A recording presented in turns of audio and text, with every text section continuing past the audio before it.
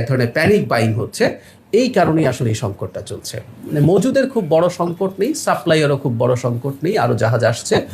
সততা তেজগাঁও, এটা একটা পেট্রোল পাম্প, সেখানে অকটেন 1,35,000 লিটার সাপ্লাই করা হয়েছিল গত বছরের এপ্রিলে। 19 দিনে এই বছরের 90,000 সাপ্লাই করা অলরেডি হয়ে গেছে। 1,35,000, এটা 90,000। ডিজেল 3,01,000 সাপ্লাই করা হয়েছিল লিটার, এটা 19 দিনেই 1,80,000 সাপ্লাই করা হয়েছে। পূর্বাচল ট্রেডার্স পরিবাগ, এটা অকটেন 76,500 লিটার সাপ্লাই করা হয়েছিল গত বছরের এপ্রিলে।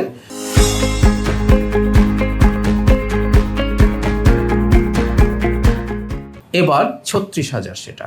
পেট্রোল 58,500 ছিল, এটা বেড়েছে বরং এই 19 দিনেই 67,500।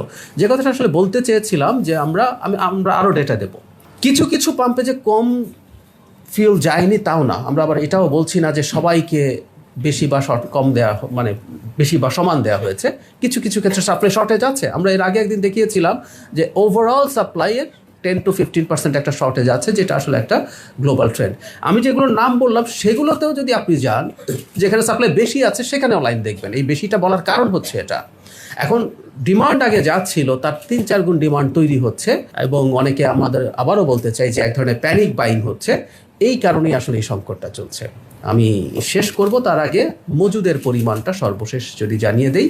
এটা হলো এই মাসের 19 তারিখ পর্যন্ত ডিজেল 1,22,633 মেট্রিক টন আমাদের এখানে মজুদ আছে। Octane 27,602 metric ton, petrol 18,454 metric ton, jet fuel 21,382 metric ton. মানে মজুদের খুব বড় সংকট নেই, সাপ্লাইয়েরও খুব বড় সংকট নেই। আরও জাহাজ আসছে।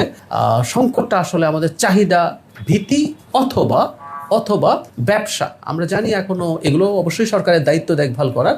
কোনো জায়গায় বেশি দামে জ্বালানি বিক্রি হচ্ছে, সুতরাং এই জ্বালানি নেওয়ার প্রবণতা বেড়েছে। সংকটটা আসলে মূলত সেটা থেকে হচ্ছে।